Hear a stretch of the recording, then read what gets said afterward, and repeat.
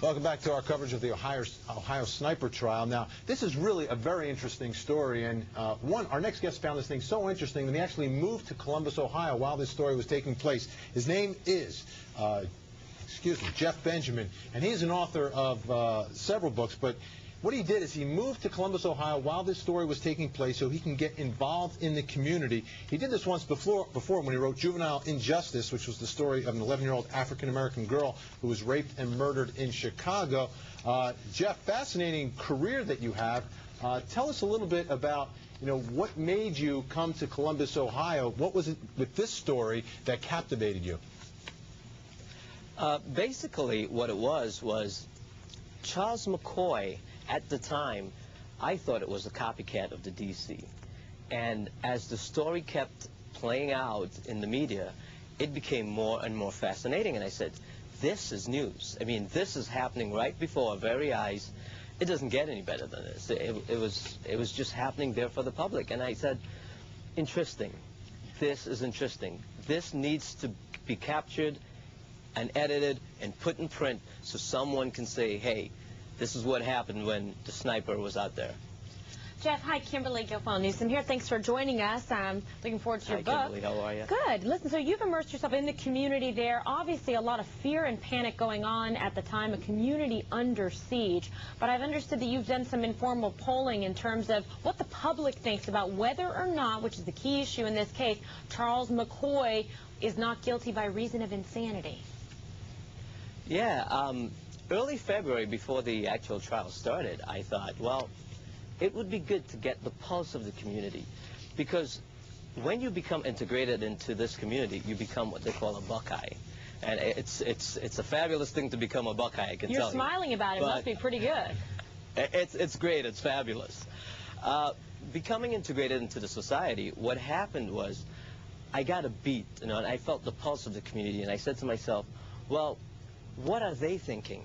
Writing a book is one thing, but knowing what the community feels, the fear, the anger, what are they feeling? And so I did just non-scientific, just walked around, took about 200 people in and out of Columbus, Ohio, and asked them a couple questions so I can get a feel of what they thought.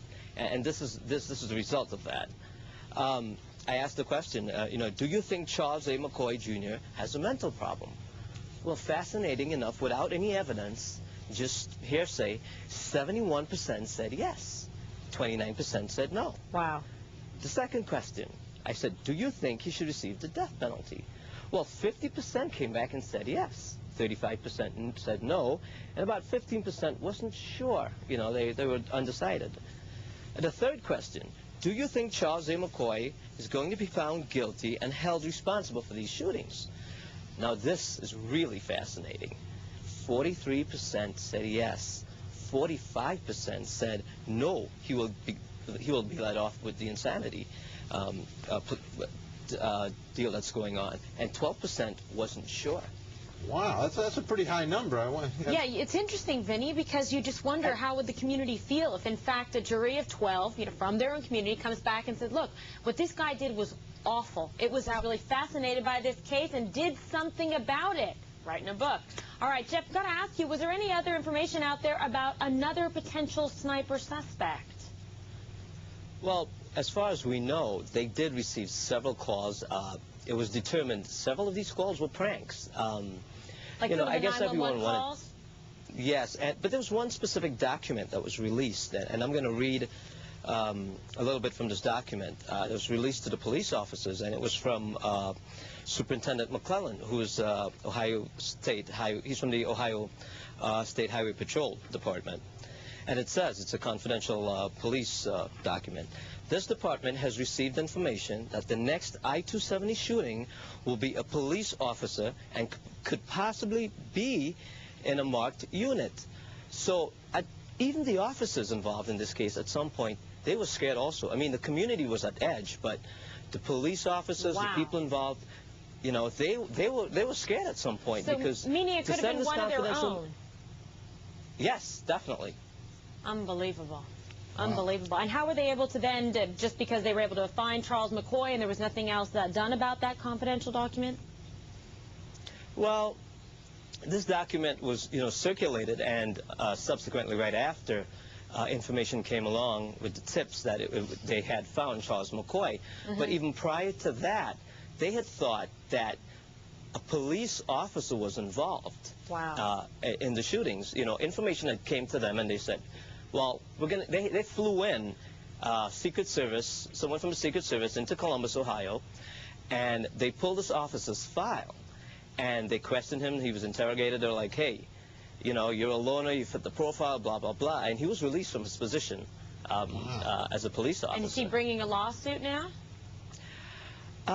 No, he's not. As far as I have, the information I have from the individuals I've spoken with, he's not bringing a lawsuit against them. He's past that. He's moved on, and he may have some anger, some resentment towards them, but he's moved on. And but the fact that he was a prime suspect is telling. It's very interesting, and Charles McCoy hasn't been charged with all of the shootings, but it seems to me I'd be pretty mad and say, hello, you made me leave my job, I'm pretty mad about this, but I don't know, better person, I guess. Well, there's a lot of lawyers watching today, maybe one of them. I know, I think he's going to be getting some.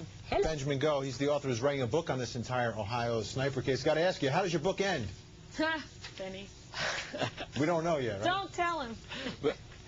We don't know yet, but it's developing, let's put it that way. All right, Jeff, it's developing. But before I go, there's one thing I wanted to say to you about the poll that I did. At the end of the prosecution's presenting their part of the case, what I'm going to do is revisit these 3 questions in the community and get another pulse of this community of what they think now. And so before this case comes back from the jury, we should have 3 different percentages from this community. All right, and when you revisit that poll, I want you to revisit us. Jeff Benjamin, thank you so much for joining us today. I most definitely will. All right, we'll have more live testimony from the case.